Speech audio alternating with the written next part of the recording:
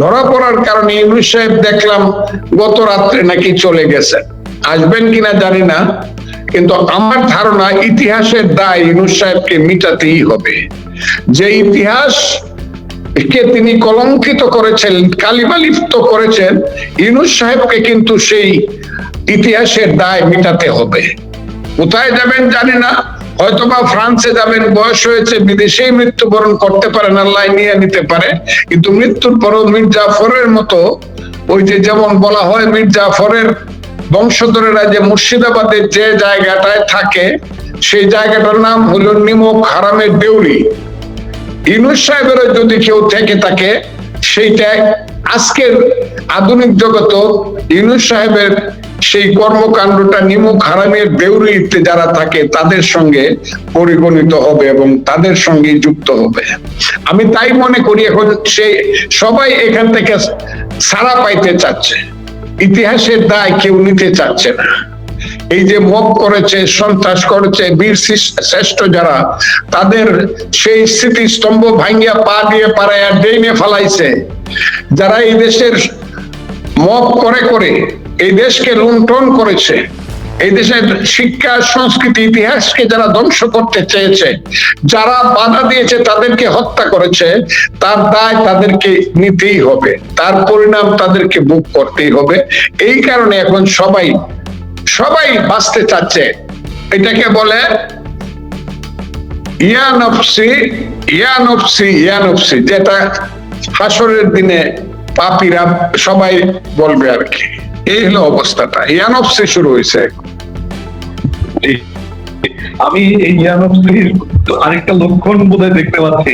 আপনাকে একটু ধরিয়ে দিই যে ইউনূসের সাবেক উপদেষ্টা মাহফুজ আলম, আপনি যখন ইউনূস সরকার আওয়ামী লীগ নিষিদ্ধ করছে, তখন দেশে একমাত্র নিরপেক্ষ জায়গা থেকে স্পষ্টভাবে আপনি বলেছিলেন যে বাংলাদেশে কোনো রাজনৈতিক দল নিষিদ্ধ করার কোনো যুক্তি নাই এবং আওয়ামী লীগের মতো দলকে নিষিদ্ধ করা সম্ভব না। কিন্তু ইউনূস সরকারের উপদেষ্টারা তখন বারবারই বলেছিল যে আওয়ামী লীগকে তারা নিশ্চিহ্ন করবে। এখন এসে উপদেষ্টা মাহফুজ, সাবেক উপদেষ্টা, সে বলছে আওয়ামী লীগ ফিরে এসেছে, আওয়ামী লীগ আছে, ফিরে চলে এসছে। আসিফ নজরুল বলছে আওয়ামী লীগ আছে।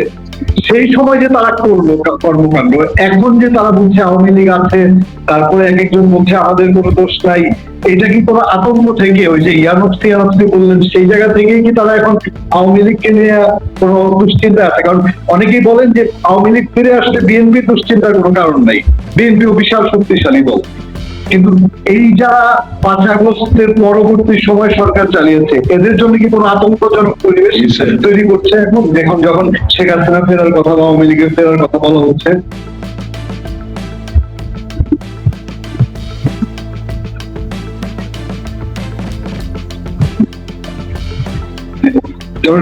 আপনি কি আমাকে শুনতে পাচ্ছেন?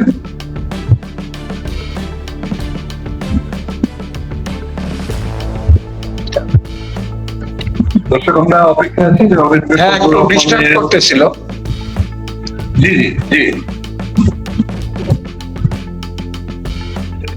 আপনি কি আমার প্রশ্নটা শুনতে পাইছেন? হ্যাঁ, আমার প্রশ্নটা কি শুনতে পাইছিলেন আপনি?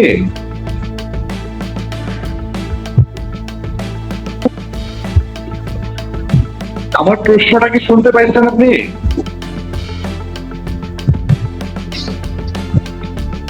আমি বলছি যে এই যে সাবেক উপদেষ্টা মাহফুজ আলম, হ্যাঁ আমি শুনতে পাচ্ছি না, কিন্তু অস্পষ্ট হচ্ছে।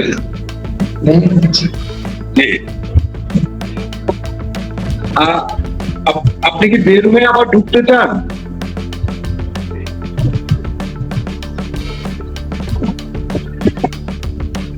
আমার মনে হয় আবার একটু ঢুকলে ঠিক আছে, আমি শুনতেছি। আমার প্রশ্নটা হলো সাবেক উপদেষ্টা মাহফুজ আলম, আসিফ নজরুল, এরা যে এখন এসে বলতেছে যে আওয়ামী লীগ ফিরে এসছে, আওয়ামী লীগ আছে, কিন্তু তারা ক্ষমতা আমলে থাকার সময় তো আওয়ামী লীগ নিশ্চিহ্ন করতে চেয়েছে। আপনি তখন বাংলাদেশে একমাত্র স্পষ্টবাদী মানুষ বলেছিলেন যে শক্তি দিয়ে কোন রাজনৈতিক দলকে নিষিদ্ধ করা যায় না বা তাদেরকে রাজনীতি থেকে বাইরে রাখা যায় না। এখন এসে আপনার কথাটাই কিন্তু মাহফুজ আলম এবং আসিফ নজরুল স্বীকার করছে। এর তাৎপর্য কি? এর তাৎপর্য হলো তারা তখন ক্ষমতার মোহে অন্ধ ছিল এবং তারা ক্ষমতার আস্ফালন করছিল, ইতিহাসটাকে তারা স্বীকার করতে চাচ্ছিল না। কিন্তু সারা পৃথিবীর ইতিহাস, বিশেষ করে বাঙালি জাতির ইতিহাস একটা কথা সুস্পষ্ট ভাবে বলে যে সত্য প্রতিষ্ঠিত হবে, ইতিহাসের সত্য। এটাকে you can bluff some men for many times, many men for some time, but not all men for all times. তুমি কিছু লোককে অনেক দিনের জন্য বোকা বানাইতে পারবা, অনেক লোককে কিছুদিনের জন্য বোকা বানাইতে পারবা, কিন্তু সব লোককে সব দিনের জন্য বোকা বানাইতে পারবা না। এর কারণ হলো আওয়ামী লীগ একটি রাজনৈতিক দল, তার একটা ইতিহাস আছে, তার একটা আদর্শ আছে বা ছিল। আওয়ামী লীগের নেতৃত্ব চরমভাবে ফেল করছে, ভুল করছে। গত 15 বছরে আওয়ামী লীগের নেতৃত্ব এই দেশের গণতান্ত্রিক ব্যবস্থাকে ধ্বংস করেছিল। তারাও সেই অহংকারে, আত্মহমিকায় ভুগছিল যে তারা বুঝি শক্তি দিয়ে সবকিছুকে উতরিয়ে যেতে পারবে। কিন্তু সেই শক্তি একটা পর্যায়ে এসে, যেহেতু শক্তিটা ছিল অন্যায় অপরাধের শক্তি, নির্বাচন না দেওয়ার শক্তি, মানুষকে গণতন্ত্র থেকে বঞ্চিত করার শক্তি, মানুষের অধিকার থেকে বঞ্চিত করার শক্তি তারা প্রদর্শন করেছিল। এক সময় মানুষ ঘুরে দাঁড়িয়েছে। আপনি বলবেন 5ই আগস্টে কি মানুষ সঠিকভাবে ঘুরে দাঁড়িয়েছে? আমি বলবো হ্যাঁ, মানুষ সঠিকভাবেই বুঝে ঘুরে দাঁড়িয়েছিল গণতন্ত্রের আন্দোলন করার জন্য, যে হাসিনা সরকার চলে যাবে, ভোট হবে, ভোটে যারা নির্বাচিত হবে তারা এই দেশের দায়িত্ব পালন করবে। এবং হাসিনা সরকার এবং তার লোকজন, হাইব্রিডরা যারা এই দেশের মানুষকে অত্যাচার ও বিচার করছে, যদি প্রতিষ্ঠিত হয় এবং প্রমাণিত হয়, বিচার তাদের বিরুদ্ধে হবে। কিন্তু যে কাজটা হচ্ছে সেটা আমরা সবাই মনে করতে চাইলো, মানে অবুঝ মানুষেরা মনে করতে চাইলো আওয়ামী লীগ আর ফিরে আসবে না। It is not a fact. Awami League ফিরে আসবে। যখনই আপনি মুক্তিযুদ্ধের কথা বলবেন, আওয়ামী লীগের নেতৃত্বের ভুল আছে, তাদেরকে, তারা হয়তো বা পলিটিক্সে কোনোদিন আসতে পারবে না, কিন্তু মুক্তিযুদ্ধের পক্ষে যারা কাজ করবে সেই ফুল দাঁড়াবে। এখানে কিন্তু একটা গ্যাপ আছে। গ্যাপটা কিন্তু গত ইলেকশনও ছিল। আমি এমন কথা বলছি যে কথাটা 2 দিন পরে সবাই বলবে, এখন সবাই বলবে ফজলুর রহমান বলল কি। গ্যাপটা কি জানেন? আমরা কিন্তু আমাদের মনের অজান্তে আমরা কিন্তু এই স্বাধীনতা বিরোধী শক্তিকে এই দেশে আমাদের সেকেন্ড পাওয়ার করে দিচ্ছি। ইলেকশন করতেছি আমরা, মনে করেন ঢাকা আইনজীবী সমিতিতে অথবা সুপ্রিম কোর্ট বারে ইলেকশন করতেছি, আমরা কাউকে ইলেকশন করতে দেই নাই, আমরা জামাতে ইলেকশন করতেছি। কাজে আমরা যদি প্রথম হই, হ্যাঁ তাও হচ্ছে, কিন্তু সেকেন্ড হবে জামাত, মধ্যে তো কেউ নাই। কিন্তু আমরা যদি কোনোদিন ফেল করে যাই, তাইলে কিন্তু যাকে এখন সেকেন্ড বানাচ্ছি আমরা অজান্তে, তারা কিন্তু ফার্স্ট হয়ে যাবে। তখন কিন্তু 7 দশে 70 বছরও কিন্তু আমরা কাঙ্গার পথ ফুরাইব না জামাত একবার ক্ষমতায় আসলে। কারণ এরা হলো পৃথিবীর সবচেয়ে নিকৃষ্টতম মুনাফিক অপশক্তি। জামাত পৃথিবীর সবচেয়ে নিকৃষ্টতম মুনাফিক অপশক্তি।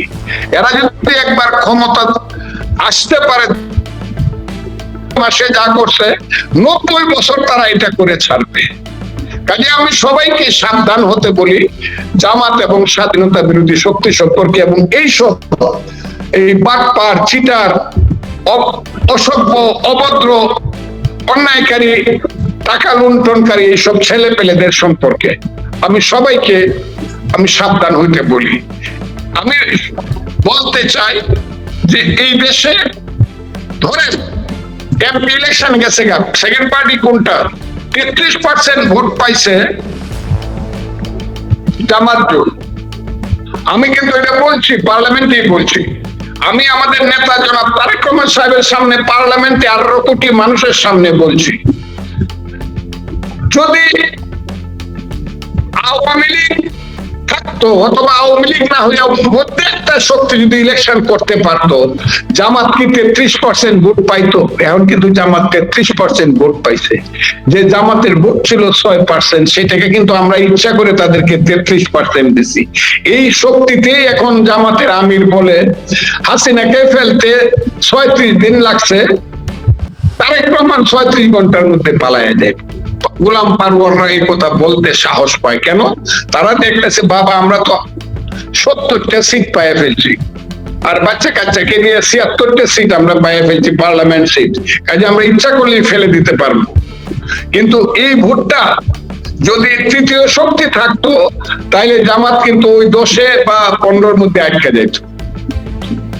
এই জায়গাতে কিন্তু আমার মনে হচ্ছে একটা মস্ত বড় গেট থেকে যাচ্ছে রাজনীতির। আমরা ইচ্ছাকৃতভাবে অপশক্তিকে এইখানে সুযোগ করে দিচ্ছি কিনা, এটা আমার মনে কিন্তু প্রশ্ন আছে। যেমন ধরেন ঢাকা সিটি কর্পোরেশনের ইলেকশন,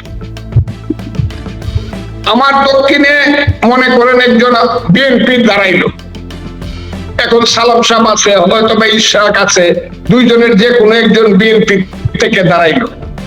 আর এইসব ছেলে পেলেদের একজন কি কি নাম ডাকছে বিপি, এরপরে আরো কে কে দুই একজন, ওই যে আসিফ ভুইয়া, এরা দাঁড়াইতে চায়। এরা কোন সাহসে দাঁড়ায়? একমাত্র সাহস হইলো যে আমরা ফেল করলেও সেকেন্ড পার্টি, কারণ মধ্যে তো আর কেউ নাই। কিন্তু এখানে যদি মধ্যে কোনো শক্তি ইলেকশন করতে পারে, তারা তৃতীয় নম্বরে যাইবো যে এদের জামানত বাঁচবে না। কিন্তু এদেরকে যদি সুযোগ দেওয়া হয়, মধ্যে কোনো শক্তি না থাকে, তাইলে এরা কিন্তু কন্টেস্ট করবে, এবং বিপজ্জনক অবস্থায় বিভিন্ন মিউনিসিপ্যালিটি ইলেকশন আমাদেরকে পড়তে হবে, এবং লোকাল ইলেকশন। কথাটা কি আপনার ধরেন উপজেলা ইলেকশনে একজন দাঁড়ালো বিএনপি আর একজন জামাত, তখন তো মানুষ দুই ভাগে ভোট দেব, আর তো মানুষের কোনো চয়েস নাই। এই যে মানুষকে আমরা চয়েস নাই অবস্থায় নিয়ে যাচ্ছি, এইটা কিন্তু আমাদের রাজনীতির একটা, আমার মনে হচ্ছে রাজনীতির কৌশলের পুরো ত্রুটি থেকে যাচ্ছে বলে আমি মনে করি। ফ্রি সারেন যারা ইলেকশন করেন, আওয়ামী লীগের যদি কেউ দুষ্ট লোক থাকে, যার নামে মামলা আছে তারা ধরে জেলখানায় নিয়ে যান, কিন্তু যার নামে মামলা সে দাঁড়াইতে চায় তাকে সুযোগ দেয়া দেন। লোকাল গভর্নমেন্টে যদি কেউ দাঁড়াইতে চায় দাঁড়াবে, তখন দেখবেন এই জামাতের অবস্থা কি দাঁড়ায়।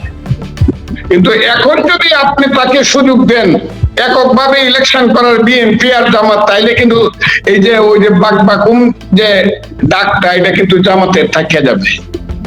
তারা মনে করবো আচ্ছা বিএনপি পাস করলো, আমি তো সেকেন্ড পার্টি। এ হলো অবস্থাটা। এই জায়গাটা আমাদের গ্যাপ থেকে যাচ্ছে। কাউকে আপনি নিষিদ্ধ করে, এখন তো বুঝতেছেন নিষিদ্ধ করে খুব বেশি দিন রাখা যাবে না, কারণ নিষিদ্ধটা সারা পৃথিবী চায় না।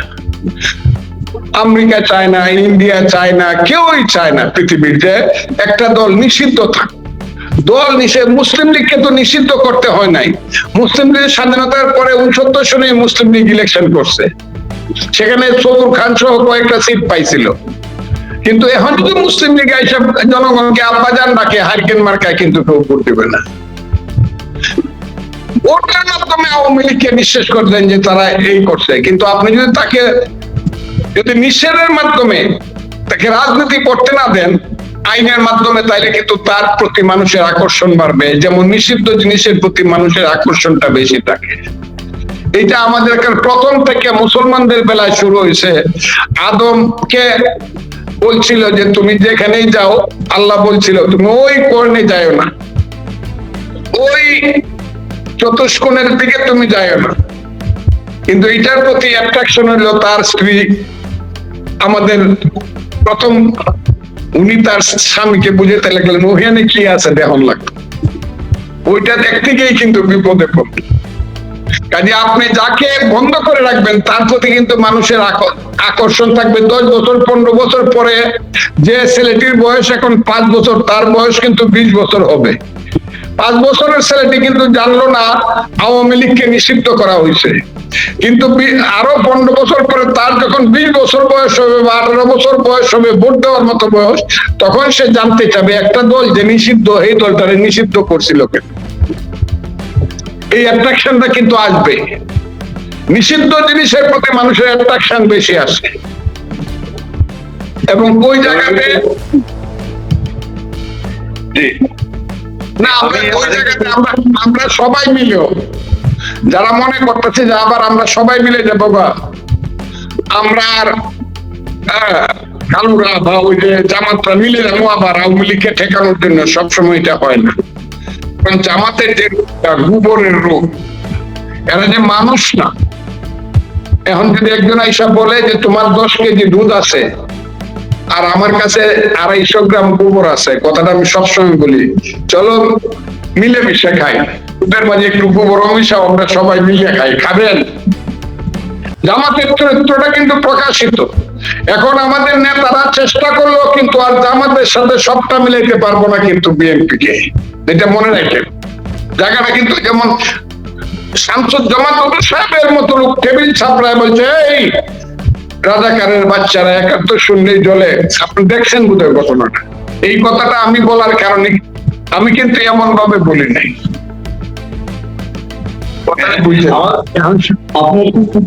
আমরা তো রাত সাক্ষী, আপনার সেই যুদ্ধের রাত সাক্ষী, আমরা সেটা আমার বাসায় যেদিন আমাকে সাসপেন্ড করা হয় সেই মুহূর্তে তুমি বৈশা ছিল আমার বাসায়, তুমি আমাকে খবর দিলা যে আপনাকে 3 মাসের জন্য সাসপেন্ড করছে, তুমি খবরটা দিলা আমাকে। আমি খুব অবাক হয়েছিলাম, খুব অবাক হয়েছিলাম। কিন্তু আজকে যে কথার জন্য আমাকে সাসপেন্ড করা হয়েছিল ওইটা এখন সামান্য কথা, 2 এ 2 4, 2 দুগুণে 4, এটা এখন সামান্য কথা হয়ে গেছে। এখন এর চেয়ে বহু বেশি কথা বিএনপির যারা আজকের প্রজন্ম বা আগের প্রজন্ম মুক্তিযুদ্ধে ছিল তারা কয়। এখন মন্ত্রিসভার সদস্যরা পার্লামেন্টের দ্বারা কয় এই এরপরের বাংলাদেশ আমি কইলাম না, আমি খালি এবং এই দেশে একটা রাজনৈতিক যুদ্ধ হবে। সেই যুদ্ধটা যদি জামাত যদি বুদ্ধিমান হয় সেই যুদ্ধটাকে ভিন্ন খাতে প্রবাহিত করবে না। কারণ আমি জানি তাদের কাছে অস্ত্র আছে, তাদের কাছে অর্থ আছে, তাদের ছেলেরা সমস্ত থানাগুলা লুট করছে। তারা মনে করবে যে সশস্ত্র ভাবে আমাদেরকে বা মানুষকে মোকাবেলা করবে, বুদ্ধিমান হলে এটা তারা করবে না। তাহলে কিন্তু এদেশে যুদ্ধটা কিন্তু কঠিন যুদ্ধ হবে এবং তারা ধ্বংস হয়ে যাবে।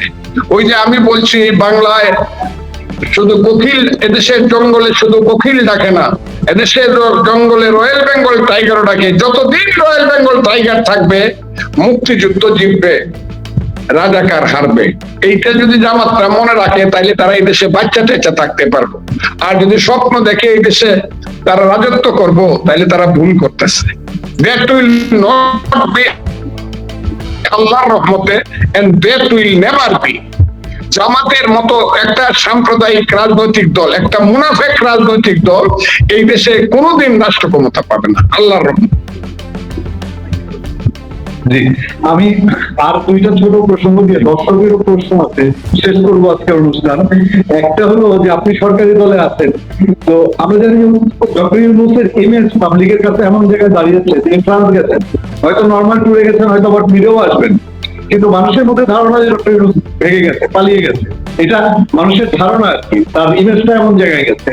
তো আমাদের দর্শকরা প্রশ্ন করছেন যে আপনি সরকারি দলে আছেন, ইউনূসের উপদেষ্টাদের বিদেশ যাত্রার ব্যাপারে নিষেধাজ্ঞা থেকে হাইকোর্টে রিটও আছে একটা, তো কেন আপনার সরকার ওই যে তাদের অপকর্মগুলো এগুলো তদন্ত করছে না, তাদেরকে কেন নির্দ্বিধায় বিদেশ যাত্রা করতে দিচ্ছে? এইটা একটা প্রশ্ন। আরেকটা হচ্ছে যে আপনি মুক্তিযুদ্ধে জয় বাংলা স্লোগান দিয়েছেন, জয় বাংলা আওয়ামী লীগের স্লোগান না, কিন্তু আপনাদের সরকারের সময় দেখা যাচ্ছে জয় বাংলা স্লোগান দেওয়ার কারণে বা 7ই মার্চের ভাষণ বাজানোর কারণে মানুষজনকে জেলে যেতে হচ্ছে। ইভেন শাহবাগ থানাপতি বলেছিল 7ই মার্চের ভাষণ নিষিদ্ধ। এই বিষয়ে আপনার মত কি জানতে চাই, বা আপনার ওপিনিয়নটা জানতে চাই। আমার কথা হলো ইউরোপ সব পালাইয়া গেছে, এই যে কথাটা বলতেছেন দেশে ছিল বিদেশে পালাইয়া গেছে, ঠিক আছে, আর আসবেন বা আর আসবে। দেশে আসলেও কিন্তু উনি পলাতক। উনার নামে যখন 6টা বা 7টা মামলা ছিল, শেখ হাসিনা সরকার করছিল, তখন উনি বুক ফোলায় কিন্তু পুলিশ ছাড়া রাস্তা দিয়ে হাইটে যেতে পারছে। তার সাথে কোনো সিকিউরিটি লাগে নাই, আর সমস্ত মানুষ তাকায় রয়েছে ইউনূস সাহেবকে এত এই বৈশাখ মাসের রোদ্রের মধ্যে 6 তলা 7 তলায় লিফট ছাড়া তুলতেছে। হাসিনা সরকার সবচেয়ে বড় ফেসিস্ট, সেইটা ছিল তার। কিন্তু এখন যদি তার সাথে 200 পুলিশও দেয়, উনি কিন্তু ঢাকার রাস্তায় হাঁটতে পারবেন না। উনি আসলেই ঢাকায় থাকলেও, বাংলাদেশে থাকলেও উনি পলাতক। ওনাকে পলাতকই থাকতো, বাইরে গিয়া বরং উনি ফ্রি হাঁটতে পারবো, ফ্রি চলতে পারবো। বাংলাদেশে থাকলে উনি রিয়েলি পলাতক।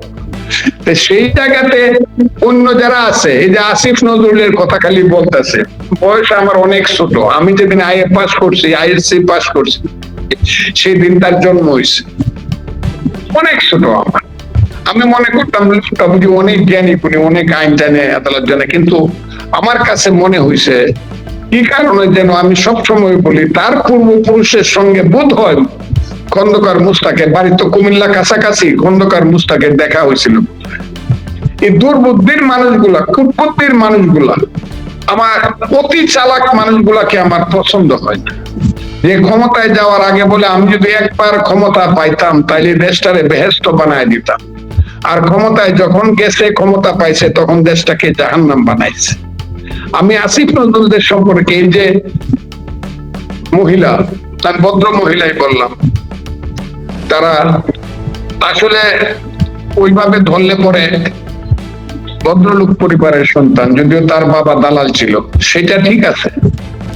কিন্তু এই মহিলা সম্পর্কে এখন আর আমি বলবো না, তারা বিপদে আছে। যেদিন তারা বাক বাকুম করতো, যেদিন তারা, আমি বলতাম এই মহিলা সেন্ট মার্টিন দ্বীপ দিয়ে দিবে।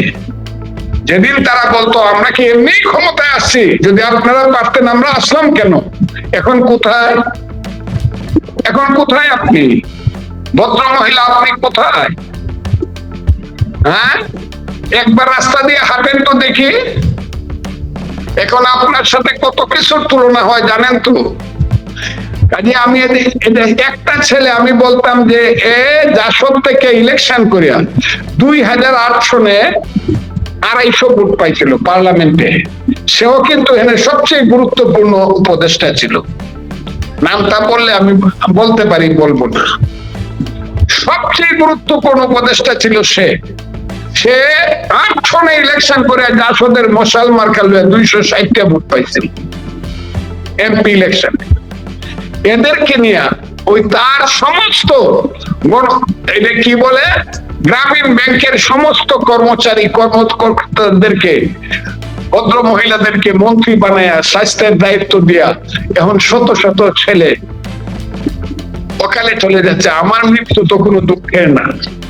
আমি এদেশে 78 বছর বাঁচছি, কিন্তু যে শিশুটা 2.5 বছর বয়সে মারা গেছে, সে তো 10টা ফজলুর রহমানের চেয়ে যোগ্য হতে পারত। এই অপরাধের দায়িত্ব কে নিবে? কে নিবে? কে দিবে জবাব?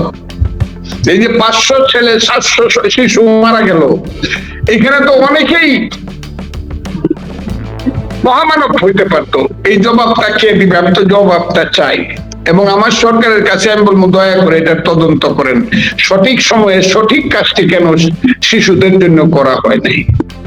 আর একটা কথা করতেছেন যে আমাদের সময়ে জেলখানায় নিতেছে, আমাদের সময় জেলখানা নিতেছে, অনেক মামলা হয়েছে আমাদের সময়। এই মামলাগুলো আমাদের সময়ের না, এই মামলাগুলো হয়েছে ইউনূস সাহেবের সময়ে। শেখ হাসিনা, ওয়াদুল কাদেরের আসামি, দেখা গেল পটুয়াখালী একটা কেসে এখানে সুনামগঞ্জের 15 জনরে আবার আসামি করে দিছে তাদের সাথে। এইসব ভুয়া মামলা টিকবে না। এটা আগের সরকারও বইলা গেছে, এখনো সরকারও বলে। কিন্তু আমার অনুরোধ হলো আমার সরকারের প্রতি, আমার ধারণা যে মামলাগুলা ভুয়া, এই মামলাগুলা বাদ দেওয়া উচিত। আর সঠিক মামলাগুলো নিয়ে দ্রুত তদন্তের মাধ্যমে এটা ট্রায়ালে নিয়ে আসা উচিত। এইভাবে বছরের পর বছর ভুয়া মামলা দিয়ে মানুষকে নির্যাতন করলে পরে এটা কিন্তু ওই যে আমি বারবারই একটা কথা কই, every action must have its equal and opposite reaction. তবে এইটাও সত্য, বিএনপির কর্মীদের নামে কিন্তু লাখ লাখ কর্মীর নামেও কিন্তু হাজার হাজার ভুয়া মামলা করছে হাসিনা সরকার। এইটাও তারা ঠিক করে না। তারা মাপ চায় না, কেন ভুয়া মামলা করছে। 90 বছরের মানুষের নামে মামলা করছে, 86 বছরের মানুষ। আমার প্রেসিডেন্ট ছিল খন্দকার মাহবুব হোসেন, সিনিয়র অ্যাডভোকেট, বাংলাদেশের অন্যতম শ্রেষ্ঠ লয়ার। তাকে দিছে সে বোম মারছে ট্রাকের উপরে, মাইরে আবার 86 বছর বয়সে পুলিশ তার সাথে দৌড়াইয়া পারে নাই, দৌড়াই আবার চলেও গেছে। তো এই মামলা তো হাসিনা সরকার করছে। ওরাও মাপ পেলে, হ্যাঁ তুমি অপরাধ করছো ঠিকই, আমি এটা চাই না যে তুমি পাপী বইলা আমিও মহাপাপী, এটা আমি চাই না। তুমি অন্যায় করছো কাজে আমি অন্যায় করবো, এটা আমি চাই না। আমি চাই সঠিক কাজটা করতে, এবং এই দেশের সঠিক কাজটি হোক। যদি তারেক রহমান সরকার সঠিক কাজ করে, তাহলে আমার ধারণা মানুষ তাকে, এই সরকারকে সাংঘাতিকভাবে গ্রহণ করবে। আর যেটা বলতেছে যে এখনই আমাদের সরকার আনপপুলার হয়ে গেছে, ঠিক না। মাত্র 3 মাস চালাইছি, মাত্র 3 মাস। 3 মাসে তো একটা শিশুরই জন্ম হয় না, অন্তত 10 মাস সময় দিবেন।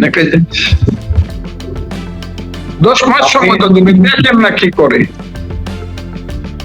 অনুষ্ঠানের একেবারে শেষ পর্যায়ে আছে, আমি শুধু যেহেতু আমের প্রসঙ্গটা আপনিও তুলেছেন, বিএনপি সরকার তো অবশ্যই দায়িত্ব তদন্ত করা, কিন্তু একটা জিনিস খেয়াল করি আমরা যে জামাতে ইসলামী এবং এনসিপি ইভেন সংসদের বাইরে কোথাও এই যে আমের টিকাতে এতগুলো শিশু মারা যাওয়া, বা আমেরিকার সাথে যে গোলামী চুক্তি আপনি বলেছেন, লর্ড ক্লাইভের সেই মীর জাফরের চুক্তি সে তুলনা করেছেন, এই চুক্তি নিয়ে জামাত এনসিপি এগুলো নিয়ে কোনো কথা বলে না, এই শিশু মৃত্যু নিয়েও বলে না, এই আমেরিকার গোলামী চুক্তি নিয়েও বলে না। এটা কি কারণ মনে হয় আপনার? আমার কারণটা মনে হয় শেখ হাসিনা প্রধানমন্ত্রী থাকাকালীন সময়ে বলছিল, আমেরিকার মতো বড় শক্তি যদি চায় কোন দেশের সরকার পরিবর্তন করবে, এটা তাদের পক্ষে সম্ভব। এটা উনি নিজের কথাটা বুঝেই কথাটা বলছিল। এটা তো জানেন তো এই কথাটা, শেখ হাসিনা নিজে কিন্তু কথাটা বলছিল। কথাটা বুঝছেন না? কাজে বড় বাড়ির সঙ্গে হঠাৎ করে কেউ ঝগড়া করতে যায় না, মনে করে আচ্ছা বড় বাড়িতে আছে দেখি এটাকে ম্যানেজ করা যায় কিনা। কিন্তু আমি মনে করি বিএনপির এই জায়গাটা পার্লামেন্টে তোলা উচিত, এবং বিএনপির যারা চুক্তিটা করছে এই চুক্তিটা পরিবর্তনের জন্য, সঠিক চুক্তিটা করার জন্য চেষ্টা করা উচিত। তা না হলে ওই যে আমি যেটা বলছি এটাই ঠিক, আমরা আগামী ওই যে যেমন মীর জাফরের সঙ্গে লর্ড ক্লাইভের চুক্তির কারণে 200 বছর গোলাম হয়ে গেছিলাম, 74-এর মন্বন্তর হয়েছিল। এটা পৃথিবীতে কোনোদিনই হয় না। একটা দেশের 3 ভাগের 1 ভাগ লোক মরে গেছিল না খায়া, এই চুক্তির কারণে। কারণ এই চুক্তির কারণে তারা এই দেশটাকে লুণ্ঠন করতে পারছে। আমার সমস্ত সোনাদানা, আমার সমস্ত মসলিন কাপড় চোপড়, আমার সমস্ত তৎকালীন সময়ের মতো করে জগৎ সেটের ব্যাংক ট্যাঙ্ক সব লুট করে নিয়ে গেল ব্রিটিশরা। কাজে আমি হয়ে গেলাম দরিদ্র মানুষ, না খায়া মরলো। আমেরিকার সঙ্গে এই চুক্তিটা ঠিক হয় নাই। আমি জানি না আমার দল আছে কিনা, যদি থেকে থেকে কেমন করে থাকবে, কারণ আমার দল তো তখন ক্ষমতায় ছিল না। হয়তো বাইরেতে তাদেরকে জিজ্ঞাসা করলে বা জিজ্ঞাসা করলো, তাদের তো কিছু করার ছিল না। তবে এখন যেহেতু আমরা সরকারে আছি, জিনিসটা খুব সঠিকভাবে খতিয়ে দেখা উচিত। এবং এটা যদি দেশের ধ্বংসের কারণ হয়, যদি দেখা যায় আমার দেশের একটা অংশ, এই কথাটা আমি সব সময় বলি যে 1971 সনের 23শে মার্চ, 26শে মার্চ আমাদের স্বাধীনতা দিবস, 23শে মার্চ ফারল্যান্ড ছিল তখন পাকিস্তানের মার্কিন রাষ্ট্রদূত, বঙ্গবন্ধুর কাছে আইসা বলছিলেন কিন্তু যে তুমি শুধু দ্বীপটা দিয়ে দেও, তোমার সেন্ট মার্টিন দ্বীপ যুদ্ধ করতে হবে না, তোমার পূর্ব পাকিস্তান স্বাধীন হয়ে যাবে। তখন বঙ্গবন্ধু কিন্তু ফারল্যান্ডের মুখের উপরে বলছিল, আমার দেশের 1 ইঞ্চি মাটি দিয়ে আমি কারো সঙ্গে চুক্তি করতে রাজি না, মুখের উপরে বলে দিয়েছিল। আমিও মনে করি যদি আমার দেশের মাটি গিয়া থাকে এই চুক্তিতে, যদি পার্বত্য চট্টগ্রামের মতো অঞ্চল যদি বিপদে পড়ে থাকে, যদি এখানে একটা খ্রিস্টান রাষ্ট্র প্রতিষ্ঠা করার চক্রান্ত হয়ে থাকে, যদি ওই ইহুদি ইসরায়েলের মতো এখানে একটা খ্রিস্টান রাষ্ট্র প্রতিষ্ঠা করিয়া আমার অনাগত ভবিষ্যতের সমস্ত সন্তানদেরকে নির্ঘুম রাত কাটাতে বাধ্য করে, তাহলে এই ধরনের চুক্তির ব্যাপারে আমাদের প্রতিবাদ করা উচিত বলে আমি মনে করি। এতে কাম কপালে যা আছে তা, আমি এটা মনে করি। তবে মেরুদণ্ড সোজা করে দাঁড়াইলে আলেকজান্ডারও কিন্তু পুরুর কাছে অনেক সময় বলতে হয়, yes you are son of the soil, so I shall forgive you, বা আই শ্যাল নট মানে go to battle with you. আমি তাই মনে করি যে আমাদের মাথা উঁচু করে মেরুদণ্ড সোজা করে দাঁড়ান। পৃথিবীর যে কলকাতা, বাংলাদেশ আমার, বাংলাদেশে আমরা যুদ্ধ করে সৃষ্টি করছি। আমি আর কথা বলতে চাই না, শুধু আপনার মাধ্যমে বলতে চাই, আজকে আমি যে ঘরে বসে আছি এখানে অনেকেই আছে, আমরা সবাই হয়ে গেছি ক্ষতিগ্রস্ত হতভাগা মানুষ। হাওর অঞ্চলে অষ্টগ্রাম মিঠামনের প্রায় সব ধান চলে গেছে।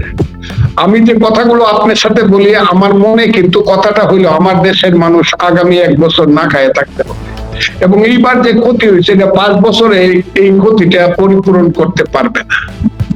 কাজে আপনার মাধ্যমে এখনো বলছি, আমাদের সরকার তো আছে, সারা পৃথিবীর সমস্ত সাহায্য সংস্থাকে আমি আহ্বান করি, এইখানে বসে সবসময় চিন্তা করি, প্রতিদিন আমার নেতারা চিন্তা করি কি করলে পরে আমার দেশের মানুষ বাঁচবে, আমার দেশে, কারণ হাওর অঞ্চলটা ধ্বংস হয়ে গেছে। এই কারণে আমি আজকে আপনার সাথে হয়তো বা সঠিকভাবে কথাগুলো বলতে পারি নাই, তবে একটা কথা আমি বলি, এই পৃথিবীর রাজনীতিতে এখন যে ছোট লোকদের চক্রান্ত শুরু হয়েছে, সব জায়গায় নেতৃত্বে আছে ছোট লোকেরা, একজন ব্যতিক্রম বাদে। এখানে আর এখন নেলসন ম্যান্ডেলার মতো নেতা নাই, মিশরের নাসেরের মতো নেতা নাই, ইন্দোনেশিয়ার সুকর্ণর মতো নেতা নাই। আর কইলাম না, কইলে পরে আবার সবাই আমারে দেখা যাবে ধরে রয়ে গেছে। এই পৃথিবীটা ছোট মানুষদের দেশ হয়ে গেছে, ছোট মানুষদের গ্লোবাল স্টেট হয়ে গেছে। পৃথিবীতে আরো বড় মানুষ রাষ্ট্র ক্ষমতা আসা দরকার, আরো বড় মানুষ, মহামানব রাষ্ট্র, চার্চিলের মতো মানুষেরা, এটলির মতো মানুষেরা, এরা আসা দরকার পৃথিবীতে। যাদের শক্তি আছে সেই সব দেশে অনেক বড় মাপের মানুষ রাষ্ট্র ক্ষমতায় আসা দরকার। আমরা এখন দেখি না, বড় বড় দেশে আমাদের মতো স্লোগানের উপরে নেতৃত্ব আসা পড়ে।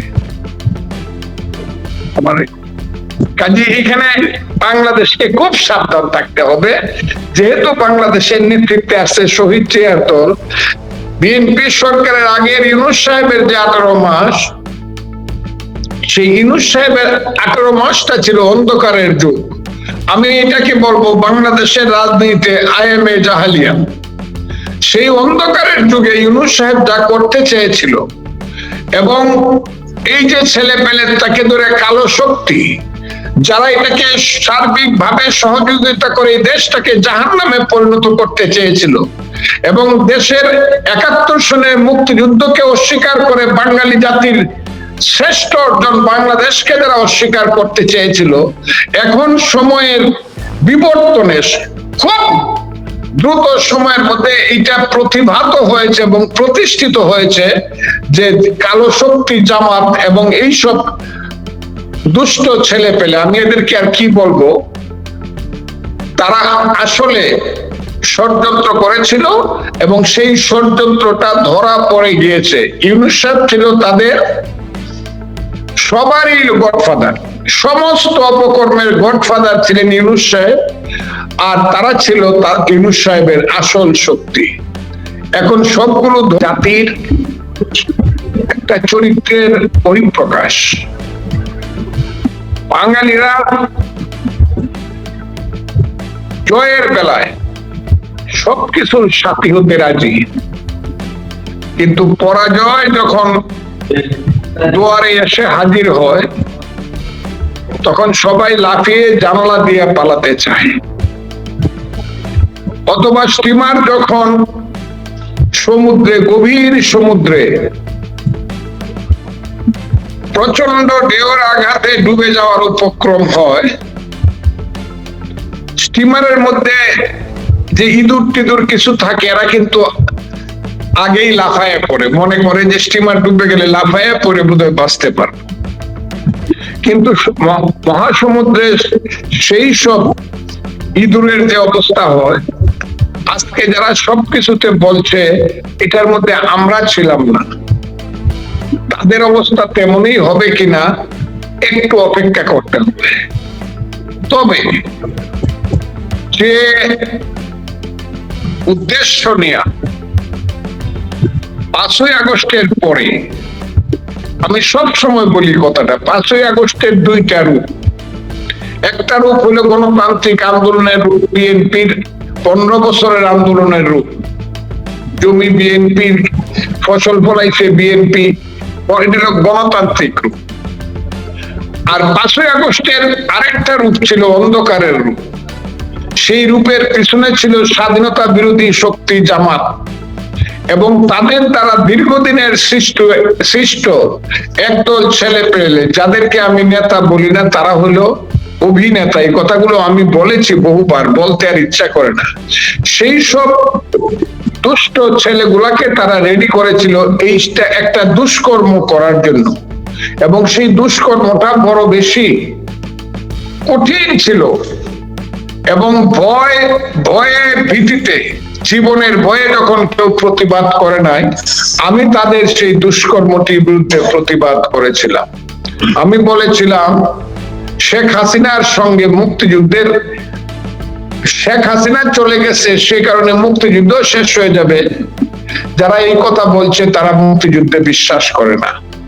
আমি বলেছিলাম যারা বলতেছিল 47 ছিল স্বাধীনতা আর 24 ছিল স্বাধীনতা, 71 ছিল গন্ডগোল, আমি বলেছিলাম তারা হলো আলবদর রাজাকারের সন্তান।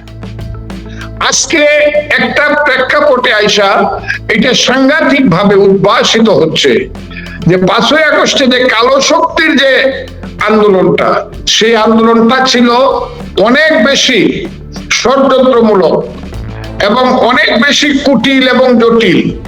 তারা 71-এর পরাজয়ের প্রতিশোধ নেওয়ার জন্য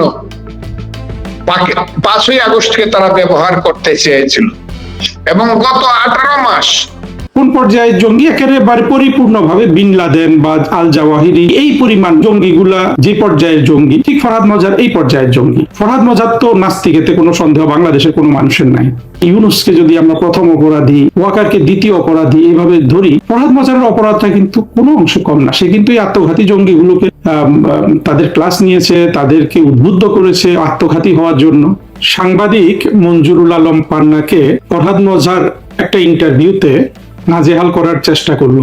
ফরহাদ মজারের উপর একটা ভিডিও তৈরি করার আমার কথা মাঝে মাঝে মনে হয়, সেই সুযোগটা আজকে গ্রহণ করি। আমার দৃষ্টিতে বাংলাদেশ যারা ধ্বংস করেছে তাদের মধ্যে ইউনূস, ওয়াকার একদিকে যেমন আছে, ঠিক একেবারে প্রথম দিকে যেই কয়জন অপরাধীর নাম আনতে হবে তাদের মধ্যে কিন্তু ফরহাদ মজার রয়েছে। কাজেই ফরহাদ মজারকে আমাদের চেনা, তাকে একটু ব্যবচ্ছেদ করা জরুরি। যদিও এখানে 10-12 মিনিট তার সম্পর্কে কথা বলবো, খুব বেশি হয়তো করা যাবে না, কিন্তু ফরহাদ মজার সম্পর্কে কোন জিনিসগুলো আমাদের লক্ষ্য করা দরকার আসুন সেটা একটু দেখি। আমি ফরহাদ মজারকে অনেক পর্যবেক্ষণ করেছি। ফরহাদ মজার রেটরিক গদ্য লিখতে পারে। সে যখন প্রবন্ধ ছাপে পত্রিকায় কিংবা তার ফেসবুকের গুলো আমি খুব একটা পড়িনি কখনো, কিন্তু সে যখন আগে নয়া দিগন্ত বা এই জাতীয় পত্রিকাগুলোতে কলাম লিখতো তখন তার কলাম আমি পড়েছি। সে কবিতা লেখে, চিন্তক, লালন প্রেমী, এইসব পরিচিতি তার আছে, ওগুলো সম্পর্কে আমি খুব একটা জানি না। তার কবিতা এখানে সেখানে ফেসবুকে কেউ পোস্ট করে, বিশেষ করে সে ওই যে বিবি খাদিজা বা ইসলামের যেগুলোকে কটূক্তি মনে করে মানুষে কটূক্তি করে কবিতা লিখেছে, সেগুলো সেদিকটা আসলে যাওয়ার দরকার নেই। এইসব দোষ ওদেরকে দোষী করি, কারণ হলো তো দোষের কোনো সীমা নাই, কিন্তু বড় বড় দোষগুলো আমাদের দেখা উচিত। ওই গদ্য লেখা পর্যন্ত, আসলে গদ্য প্রবন্ধ, হ্যাঁ, বাংলাদেশে আমাদের সমাজ যে স্ট্যান্ডার্ডের আমরা যেটুকুন গ্রহণ করতে পারি সেখানে সে হ্যাঁ পত্রিকার কলামিস্ট হিসাবে ওকে, কিন্তু ওর যে কবিতা ওগুলো যতটুকু আমার চোখে পড়েছে, আমরা তো যে কোনো 2-3টা লাইন, আমরা যে কোন জিনিসটাকে কবিতা ভাবি, কোন জিনিসটা যে কবিতা, কোনটা যে কবিতা নয়, এই ব্যাপারে আমাদের আসলে এটা তো আমাদের সমাজ থেকে প্রত্যাশা করার সুযোগ নাই। ফরহাদ মজার রাজনীতিতে যে কথাটা বলে সেটা হলো যে বাংলাদেশের মুক্তিযুদ্ধের যে ঘোষণাপত্র সেটা সে মানে, সেটাতে কি চেয়েছিল বাংলাদেশকে, সেটাতে বাংলাদেশকে চাওয়া হয়েছিল যে সাম্য, মানবিক মর্যাদার বাংলাদেশ। এটাকে সে বাংলাদেশের জন্য মূল মূলনীতি মনে করে। আর ৭২-এর সংবিধানে যে গণতন্ত্র এবং ধর্মনিরপেক্ষতা, এটাকে সে মনে করে যে এটা ভারতের চাপিয়ে দেয়া জিনিস। আর সাম্য, ন্যায়, বিচার, মানবিক মর্যাদা, যেটা আমাদের মুক্তিযুদ্ধের ঘোষণাপত্রে ছিল, সেটা সঠিক ছিল। ওর তর্ক কিন্তু এটা, এবং এই তর্কটাও সলিমুল্লাহ খানও তোলে। অর্থাৎ এরা একজন আরেকজনের শিষ্য কিনা জানি না, কিংবা একসাথে যুক্তি করে এটা নুরুল কবির খুব একটা বলে না। নুরুল কবির এই ব্যাপারটা চেপে যায়। নুরুল কবিরকে বুদ্ধিজীবী হিসাবে আমি অবশ্যই, অন্তত যুক্তিবোধ হিসাবে, নুরুল কবিরও পাকিস্তানি মুসলমান বা পাকিস্তানি কমিউনিস্ট বামপন্থী, ওই যে এখন তো শুনি যে সে বদরুদ্দিন উমরের শিষ্য ছিল, কিন্তু নুরুল কবিরের মধ্যে বুদ্ধিজীবিতা বা তার পড়াশোনা, প্রকাশ, এগুলো প্রচুর অহংকার থাকা সত্ত্বেও সে কিন্তু যতটুকু জানে সেটাকে একটা যুক্তির মাধ্যমে তার ব্রেনে প্রসেস করার একটা চেষ্টা তার মধ্যে দেখা যায়। কিন্তু এই বিষয়ে ফরহাদ মজার আর সলিমুল্লাহ যেটা বলে, এইটা পুরোটাই কিন্তু এদের চাতুর্যের একটা অংশ। কারণ হলো, আমাদের মুক্তিযুদ্ধের যে ঘোষণাপত্র আর মুক্তিযুদ্ধের ৭২-এর যে সংবিধান, সেখানে আমাদের যে মূলনীতি, আমি দুটো কথাই বলবো, চারটাতে যাব না, যে সাম্য, ন্যায়, বিচার, মানবিক মর্যাদা, আর এখানে হলো গণতন্ত্র, ধর্মনিরপেক্ষতা। এই জিনিসটা যে এই দুটো জিনিস, অর্থাৎ স্বাধীনতা ঘোষণাপত্রে যা এসেছে, সংবিধানে যা এসেছে, এই দুটার মধ্যে কোনো যে পার্থক্য নাই, এটা তো আমার মনে হয় অষ্টম শ্রেণী পাস একটা ছেলেও বা একটা মেয়েও বুঝবে যে এই দুটোর মধ্যে কোনো পার্থক্য নেই। সাম্য, ন্যায়, বিচার, মানবিক মর্যাদা, এই প্রতিটা জিনিসকে নিশ্চিত করতে হলে আমরা যেটাকে ধর্মনিরপেক্ষতা বলেছি, যেটা পাশ্চাত্যে সেকুলারিজম বলে, এটা হলো একমাত্র টুল। অর্থাৎ আপনি যদি ধর্মনিরপেক্ষ না হন, আপনি যদি রাষ্ট্রকে কোনো ধর্মের অধীন করেন, হিন্দু ধর্মের অধীন কিংবা মুসলিম ধর্মের অধীন কিংবা খ্রিস্টান ধর্মের অধীন, তাহলে অটোমেটিক সেই রাষ্ট্রে অন্য ধর্মের যে মানুষগুলো থাকে তারা কিন্তু দ্বিতীয় শ্রেণীর হয়ে যায়। খুবই স্বাভাবিক, এবং আঘাতটা অনেক বেশি লাগে। কারণ ধর্মের ব্যাপারে মানুষ কিন্তু অনেক বেশি সেন্সিটিভ, তাই না? আমরা মুসলমানরা আমাদের ইসলাম ধর্মের ব্যাপারে যেমন সেন্সিটিভ, হিন্দু কিন্তু তার ধর্মের ব্যাপারে সেন্সিটিভ, খ্রিস্টান তার ধর্মের ব্যাপারে খুবই সেন্সিটিভ। এর মধ্যে অবশ্য তুলনামূলকভাবে কেউ কম সেন্সিটিভ, কেউ বেশি সংবেদনশীল, এটা আছে। কিন্তু মোটামুটি যারা ধর্মের ব্যাপারে খুবই বিশ্বাসী, যেটাকে গোঁড়া বলতে পারেন বা অর্থোডক্স বলতে পারেন, তারা কিন্তু তাদের ধর্মের ব্যাপারে খুবই সংবেদনশীল। অর্থাৎ আপনি যদি একজন হিন্দুকে মুসলমান ধর্মের অধীন করে দেন বা একজন মুসলমানকে হিন্দু ধর্মের অধীন করে দেন, তারা যদি দুইজনই যদি অর্থোডক্স ধর্ম বিশ্বাসী হয়, তারা কিন্তু অনেক বেশি কষ্ট পাবে। ফলে সাম্য, ন্যায়, বিচার, মানবিক মর্যাদা, এগুলা রক্ষা করার জন্য যতগুলো উপায় আছে, ধর্মনিরপেক্ষতা দিয়ে সারা পৃথিবী এগুলোকে কিন্তু বাস্তবায়ন করেছে। ধর্মনিরপেক্ষতার সাথে সাথে আরো অনেক নিরপেক্ষতা আসে, যেমন রাষ্ট্র নারী পুরুষের বৈষম্য করবে না, রাষ্ট্র সমাজের পিছিয়ে পড়া শ্রেণীকে অগ্রাধিকার দিবে, যার জন্য আমরা নারীদের যে কোটা মানে সরকারি চাকরিতে কোটা ছিল 10%, এখন এটার কি অবস্থা কে জানে, বা মুক্তিযোদ্ধার সন্তানদের কোটা, যাই হোক, এইরকম পিছিয়ে পড়া শ্রেণীকে রাষ্ট্র বিশেষ সুবিধা দিবে, দিয়ে সবাইকে সমান করবে। ফলে কোনোভাবেই এই দুটো জিনিসের সাথে, অর্থাৎ স্বাধীনতার ঘোষণাপত্রে যা এসেছিল, ৭২-এর সংবিধানে যা এসে, এই দুটার মধ্যে কোনো কিন্তু পার্থক্য নেই। কিন্তু ওরা এই পার্থক্যটা তৈরি করেছে। এক একজনের এক এক উদ্দেশ্য থাকতে পারে, কিন্তু ফরহাদ মজারের উদ্দেশ্যটা কি, সেটা আমাদের আসলে খুঁজে দেখতে হবে। আসলে ওর উদ্দেশ্য কি, আমি নিজে এখন পর্যন্ত আমি যেটা বুঝি সেটা নিয়ে এখানে কথা বলবো। ওরা আরেকটা কথা বলে, এটা সলিমুল্লাহ বলে কিনা আমার এই মুহূর্তে স্মরণ আসছে না, ফরহাদ মজার বলে যে, অর্থাৎ ৭২-এর সংবিধান প্রণয়নের আগে এই সংবিধানের জন্য একটা ইলেকশন করে একটা গণপরিষদ গঠন করা হয়নি। ৭০ সালে যারা নির্বাচিত হয়েছিল তাদের দ্বারা এই সংবিধানটা পাশ করানো হয়েছিল। কিন্তু এখানে সমস্যাটা কোথায়? ১৯৭০ সালে যে নির্বাচন হয়েছিল, এটা হ্যাঁ পাকিস্তানের আন্ডারে হয়েছিল, কিন্তু সেখানে তো বঙ্গবন্ধু তো ৬ দফার অধীনে ভোট চেয়েছেন। ৬ দফার অধীনে ভোট মানে তো বাংলাদেশ স্বাধীন করার ভোট। সেটা অহেতুক এটাকে তারা একটা প্যাচের মধ্যে আনে যে সেখানে আরেকটা ইলেকশন করে গণপরিষদ করা হয়নি। ফলে এই ৭২-এর সংবিধান হলো ভারতের সংবিধান বা এই চাপিয়ে দেওয়া সংবিধান, এগুলা ওরা বলে। কিন্তু এই জিনিসটা ওদের কেউ আজ পর্যন্ত ঘাড়ে ধরে বলে না যে আমাদের স্বাধীনতা যুদ্ধের যে ঘোষণাপত্র এবং আমাদের ৭২-এর সংবিধানের যে মূল চেতনা, দুটোর মধ্যে কোনো পার্থক্য নাই, এরা কোনোভাবেই সাংঘর্ষিক না। প্রত্যেকটা কথাই এসছে বাংলাদেশের মানুষের অধিকার রক্ষা করার জন্য, সেখানে সকল ধর্মের, সকল বর্ণের, সব ধরনের মানুষের অধিকার রক্ষা করার জন্য। এবং সত্য কথা হলো যে সাম্য, ন্যায়, বিচার, মানবিক মর্যাদা বলেছিল আমাদের স্বাধীনতার ঘোষণাপত্রে, কিন্তু সেগুলা বাস্তবায়নটা হবে কোন কৌশলে, কিসের মাধ্যমে? আমরা যদি অনেক গভীর তর্কে যাই, সেটা হলো যে ৭২ সংবিধানে যে কথাটা এসে যে ধর্মনিরপেক্ষতার মাধ্যমেই আমরা ওগুলা বাস্তবায়ন করব। দুটোর মধ্যে কোনো কন্ট্রাডিক্টরি কিছু তো নাই, বরঞ্চ মুক্তিযুদ্ধের ঘোষণাপত্রে যে কথাগুলো এসে সেগুলো বাস্তবায়নের জন্য ধর্মনিরপেক্ষতাকে সংবিধানে অন্তর্ভুক্ত করা হয়েছে। এবং এই সংবিধান যারা রচনা করেছে তারা মনে হয় যে ফরহাদ মজারের চেয়ে একটু বোকাশোকা মানুষ, মানে ফরহাদ মজার পৃথিবীর সবচেয়ে জ্ঞানী মানুষ। আমি যদি ফরহাদ মজারকে বুঝে থাকি, ওর যে তর্কটা, মূল তর্কটা সে যা করে, এই তর্কটা আমি বুঝেছি এবং এই তর্কের উত্তর এটাই। এবং এই উত্তর এর মধ্যে যেমন কোনো খাদ নাই, ওর তর্কে অনেক কিন্তু খাদ আছে। এছাড়া ফরহাদ মজারের আর কোনো তর্ক আমি বুঝি না। ইদানিং সে যেটা বলছে, বোঝাই যাচ্ছে যে ফরহাদ মজার কেন বাংলাদেশের ধ্বংসের সবচেয়ে বড় শত্রু, সেটা নির্ণয় করতে হবে আমাদের। ফরহাদ মজার এই ২৪-এর যে আত্মঘাতী সন্ত্রাসীগুলা ফোর্থ ফ্রন্টে যুদ্ধ করেছে, ওদেরকে প্রোটেক্ট করে, ওদেরকে রক্ষা করার জন্য সে কথা বলে, এটা ঠিক আছে, কারণ সে নিজেই তো স্বীকার করেছে এদেরকে সে তৈরি করেছে। অর্থাৎ এটা আমরা খাপছাড়া ভাবে জেনেছি যে আত্মঘাতী সন্ত্রাসী মাহফুজ আলম ফরহাদ মজারের শিষ্য, এগুলো আমরা শুনেছি, কিন্তু ফরহাদ মজার এখন নিজেই এটা স্বীকার করছে, যেটা যে খালিদ মুহিউদ্দিনের সাথে ফরহাদ মজারের ইন্টারভিউ থেকে জানা গেল। এবং এই সন্ত্রাসীগুলো ভবিষ্যতে যে ধরনের বিচার হোক কিংবা ওরা যে অপরাধগুলা করেছে, এই অপরাধগুলা যেভাবে ওদের কাছে ফিরে আসবে, এটা নিয়ে ফরহাদ মজার শঙ্কিত থাকার কারণ আছে। কারণ ফরহাদ মজার ভাবছে যে শুধু ওদের উপর আসবে, ওর উপর আসবে না। অবশ্য ও আরো একটা কথা বলছে যে এই ছেলেগুলা গায়ে হাত দেওয়ার আগে ফরহাদ মজারের গায়ে হাত দিতে হবে। এবং সে আরো ২-৪ জনের কথা বলেছে, কারা তার সাথে আসে সেটা আমরা তো আর জানি না ও কে মিন করেছে। তার ফরহাদ মজারের বয়স এখন ৮০ বছর, সেটাও সে বললো।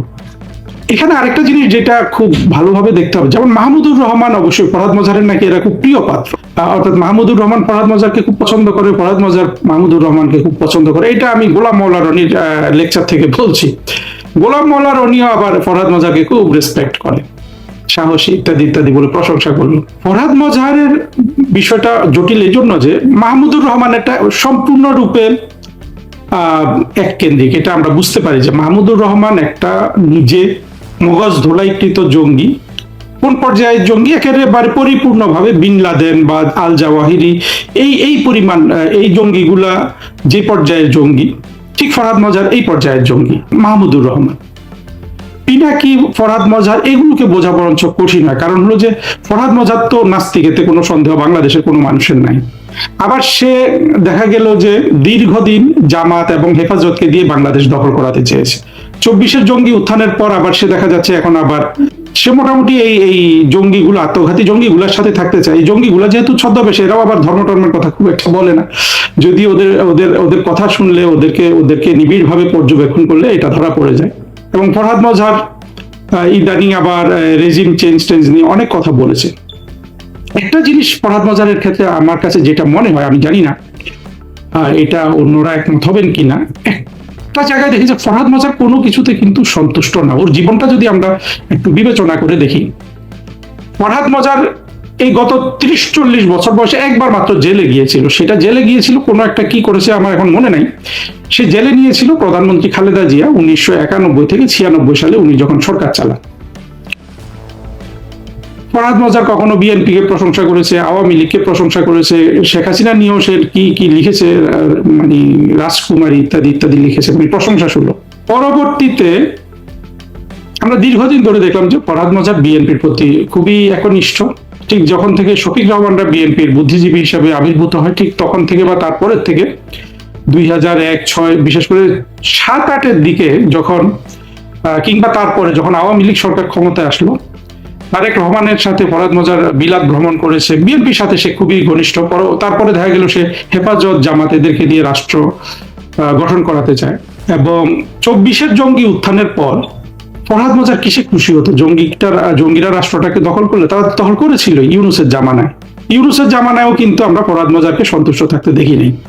সে কিন্তু অল্প কিছুদিনের মধ্যেই কিন্তু সে ইউনূসের সরকার ব্যর্থ হয়েছে, মানে তার উদ্দেশ্য ছিল যে ওই জঙ্গিরা বিপ্লবী সরকার গঠন করবে, ওইদিকেই তার মতামতটা ছিল। বিপ্লবী সরকার গঠন করলে ফরহাদ মজার ওদের সবচেয়ে বড় নেতা হতো, এটাই তার সন্তুষ্টি কিনা। আমার ফরহাদ মজারকে দেখে যেটা মনে হয়, সেই বিপ্লবী সরকার গঠন হয়ে গেলেও ফরহাদ মজার কিন্তু অতৃপ্তির কিছু একটা পেত, পেয়ে সে হয়তো ভিন্ন কথা বলতো। সেটা যখন তারা করে নাই, ফরহাদ মজার সম্পর্কে আমি যে জিনিসটা ভাবি, এইটার সত্যতা আমি প্রমাণ করতে পারছি না, কিন্তু আমার এখনো মনে হয় যে যা কিছুই ঘটুক, ফরহাদ মজার যাই চাচ্ছে আজকে দিনে, এটা যদি পরিপূর্ণভাবে আগামীকাল সকালে ওর কাছে নিয়ে আসা হয়, সে এখান থেকে ওইখানে শান্তিটা পাবে না। সে নতুন করে একটা তর্ক, একটা যুদ্ধ কিংবা নতুন একটা ডাক দিবে। এটাই আমার কাছে মনে হয় এখন পর্যন্ত ফরহাদ মজারকে দেখে। এইরকম মানুষ কখন হয়? এটা হয় পুরোপুরি ভাবে একটা মানসিক বিকৃতি থাকলে। মানসিক বিকৃতি অনেক লেভেলের মানুষের আছে যেটা আমরা বুঝি না। যেমন সেফাতুল্লাহ সেফুদা, এই লোকটাকে আমি খুব পছন্দ করি, কিন্তু তার মধ্যে একটা মানসিক ভারসাম্যহীনতা কিন্তু আছে। অত্যন্ত প্রগতিশীল মানুষ, কোনো সন্দেহ নাই সেফুদা, কিন্তু সে পরিপূর্ণভাবে মানসিকভাবে সে কিন্তু সুস্থ নয়। ফরহাদ মজারের অবস্থাটা সেফুদার চেয়ে অনেক জটিল, এর মানসিক ব্যাধিটা।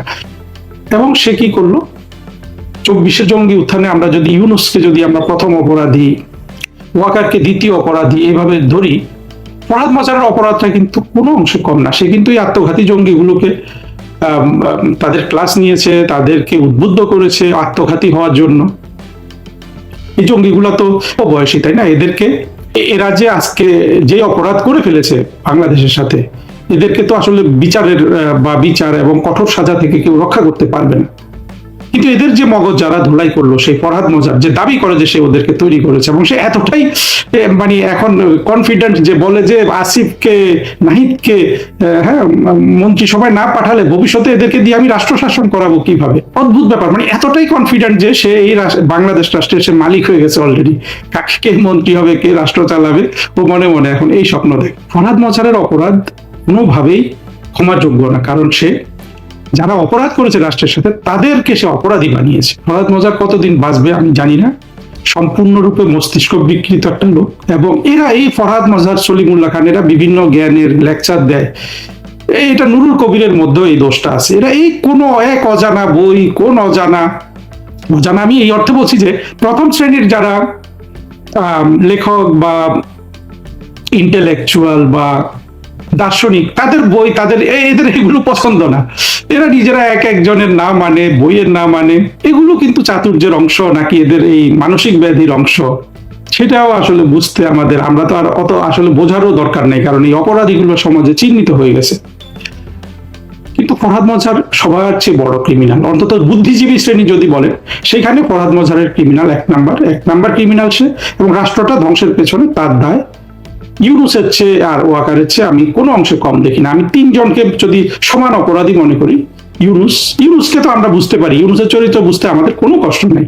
ইউনূস হলো যে নিজের অর্থ এবং নিজের আগে কিছু আরো এটা গভীরভাবে বিশ্লেষণ করতে গিয়ে কিছু কাঁচা কথা বলেছি, সেটা আর বলতে চাই না। মূলত হলো যে পঞ্চ ইন্দ্রিয় এবং চর্ব, চস্য, লেজ্জ, পেয় এবং দেহের ক্ষুধা, মনের ক্ষুধা, এগুলো পূরণ এবং প্রচুর অর্থ হোল্ড করা, জমানো, বিলিয়ন ডলার সারা পৃথিবীতে জমানো, এগুলো হলো ইউনূসের শখ। ফরহাদ মজারকেও বলে যে আমি শুনি যে সেই উবিনিক করেছে, কি আছে তার, লুঙ্গির দোকান আছে না পাঞ্জাবির দোকান আছে, অনেক ধনী নাকি সেও, টাকা পয়সার নাকি অভাব নাই। কিন্তু ফরহাদ মজার কি চায়, এটা ফরহাদ মজার জানুক বা না জানুক, ফরহাদ মজারের ক্রাইম যেটা হয়ে গেছে, এবং সে যে ক্রাইম দীর্ঘদিন ধরে বাংলাদেশের তরুণ সমাজকে সে বিভ্রান্ত করছে। সজীব ভুঁইয়া, নাহিদ বা যেই ছেলেগুলোকে আমরা দেখি, মাহফুজ আলম, এরা তো সত্যিকারের মেধাবী তরুণ। এদের চিন্তা করার সক্ষমতা ছিল। এরা এই ধরনের অপরাধীর হাতে না পড়লে, ফরহাদ মজারের মতো ভালো কোনো মানুষের হাতে পড়লে, তারা তো ইতিবাচক মানুষ হতে পারতো। তারা যদি ফরহাদ মজারকে এই তাদের ওস্তাদ না মেনে কথার কথা ডক্টর জাফর ইকবালকে তাদের লেখক হিসাবে নিত, এই ছেলেগুলা তো পজিটিভ কিছু করতে পারতো এই জীবন। এখন সবগুলা কিন্তু গিয়ে এমন একটা অপরাধ করে ফেলেছে, সেখান থেকে তাদেরকে তো কেউ বাঁচাতে পারবে না। কিন্তু এই যে তাদেরকে যারা অপরাধী বানালো, এই ফরহাদ মজার বা এর সাথে যারা আছে, তাদের কি অবস্থাটা হবে? আমি তো খুবই খারাপ অবস্থা দেখি, এবং কল্পনা করলেও আমার শিউরে উঠতে হয়। সত্যিকারের বাংলাদেশের এই যে বিপর্যয় যেটা হয়ে গেছে, এখানে তোরা পরাজিত হয়ে গেছে, পাল্টা ঢেউ যেটা আসবে সেখানে এখন ফরহাদ মজার ততদিন বেঁচে থাকবে কিনা সেটা একটা প্রশ্ন।